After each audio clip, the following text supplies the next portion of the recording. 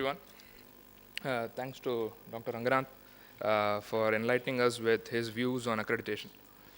Uh, the entire topic of accreditation, evaluation, etc., is based on one important output, which is usability of people who go through the system, whether it be school students or graduates. We are talking about the usability of those people once they come out of the system. Let me try to take a different poke at the entire problem that we're facing. I'll start off with a small story. The story, obviously, the story is made up, but it'll probably drive home the point. Not too long ago, there was a young child, very bright child. His father was a hunter. Father, in all his wisdom, wanted his son to excel at the art of hunting. So he sent him to the best possible school. So the kid goes there, studies for 10 years or 12 years or whatever it was taking to meet the curriculum of the art of hunting. He comes out of it with flying colors. He goes to his dad and shows his report card.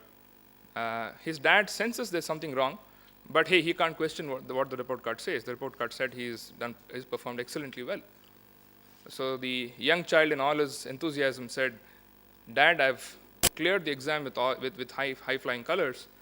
I would like to now go out and practice." The dad said, "Okay, fine, go." The next day morning, the kid takes up his quiver of arrows, sharpens them, wears the traditional dress of hunters, goes into the forest. He enters the forest, and to his luck, he finds a deer sitting right in front of him. He takes the arrow from his quiver, puts it on his bow, and he tries to shoot the deer. Guess what happened next? Nothing happened to the deer. The boy got killed. So the dad gets to hear the news. He goes back to the school. He asks the school, "What the hell happened here?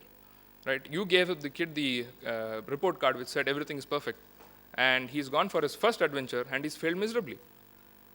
The school says, "Hey, we followed the curriculum. There was a clear curriculum given to us, and we followed every step of it." So dad does a little more investigation. What does he find there? The kid, for understanding the art of hunting, has taken a multiple choice question examination. It said, "How many arrows would you take in your quiver?" The answer was supposed to be 5. He had ticked on 5. The awarding body gave him full marks there. It has to be sharpened at what angle? He gave the right answer there as well. At what angle do you have to raise the bow? 45 degrees for the maximum impact. Perfect. So the university has cleared him, or the college cleared him. But what happened on the ground? He went, he saw the deer. Obviously, he's never been in the live environment. He had never been in the live environment. He tried to shoot at the deer. He didn't see the tiger lurking close by. And before he could shoot the deer, the tiger has pounced on and finished him off. In a sense, that's what happens to all our graduates once they complete the graduation. They are pretty much deer stuck in headlights the moment they enter into the employment, enter into a company, which is exactly what Dr. Rangananath said. Corporates are today talking of unlearning. If you have taught the kid what is supposed to be required to be working in a job, why are corporates putting in 3 months and 4 months of effort trying to make them unlearn? The answer is that the assessment methodology that has been used is not right. And assessment typically drives teaching, assessment typically drives learning. And if that methodology is not right, at the back end, the learning and the method of teaching is also different. And that's how rote learning has now become part of our culture. Everyone passes exams, flying colors. You have Delhi University saying 100% percentile is a cutoff.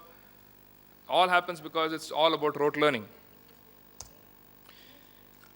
So the real challenge really is measuring learning outcomes as opposed to measuring learning. An old saying said, "What cannot be measured cannot be improved." I think that's an old saying. It should stay in the old world. It should not come into the new world. The new saying should be, "What cannot be measured with the right perspective cannot be improved."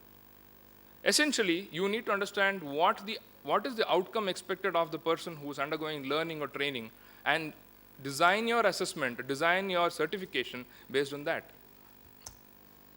Learning outcome, it's an oft-researched subject in the West, is the knowledge, skill, or behavior that a student is expected to exhibit after a period of study. The key word here is expected to exhibit. It's not about saying, "Do you know 5 questions?" Or typically in today's coding language, people who would have spent 4 years doing computer science have to, once they enter the field of employment, have to completely unlearn what they have learned in 4 years. And Merit Track, we have been in business for about 10 years. We've conducted pre-recruitment corporate assessments. Essentially, we are the toll gate for many corporates when they hire. And Professor Ranganath's statistic of saying 95% of graduates are unemployable, to a very large extent true. They are unemployable, which is why this entire process and effort in making them unlearn and give them new abilities and new teachings once the person comes into the company. Let's look at assessment in today's perspective. India has a very large number of educated but unemployable youth. 70% of the Indian youth suffer from some degree of unemployability is a research statistic that we ourselves published about 3 years ago. Quantity is often given importance over quality. Most assessments today are treading towards the path of multiple choice questions for deciding on some very important decisions, whether it be promotability, whether it be employment, whether it be getting into an area of higher education. Unfortunately, the thought process so far has been that there is no other option. Multiple choice questions is the only way to address the problem of scale that we have in India. Exam systems clinging on too much to legacy methods, right? The descriptive form of examination. Ask 5 questions, ask the candidate to write 5 out of 8 questions. For even very, very practical subjects. These are systems that have been running in India for maybe 40, 50, 60 years, and we're just clinging on to that. Students are measured on memory of learning rather than learning outcomes itself, right? How much can you memorize? You have engineering students memorizing. It's stunning to see people in engineering institutes memorizing and writing answers. And to be fair to the engineering students, there are teachers who would provide higher marks for someone if he quoted from the textbook that was provided to him.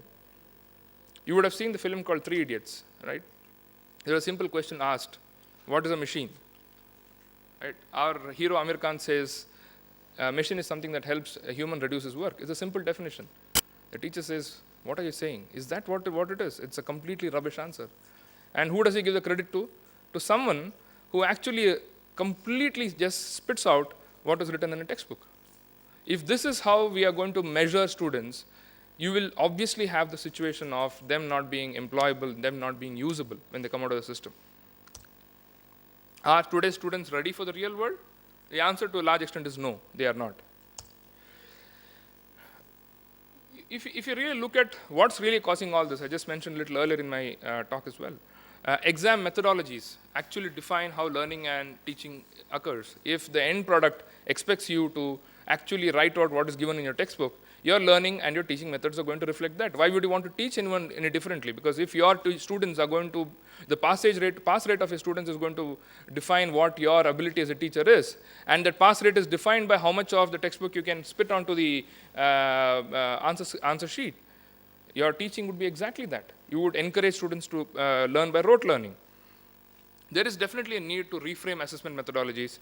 Shifting focus from memory and knowledge to application of knowledge is critical. And adopting global best practices. The West, China, and many other countries have implemented many methods of assessments that are far more advanced than the standard assessments that we are clinging on to. There are 2 options. One is obviously a slightly longer change.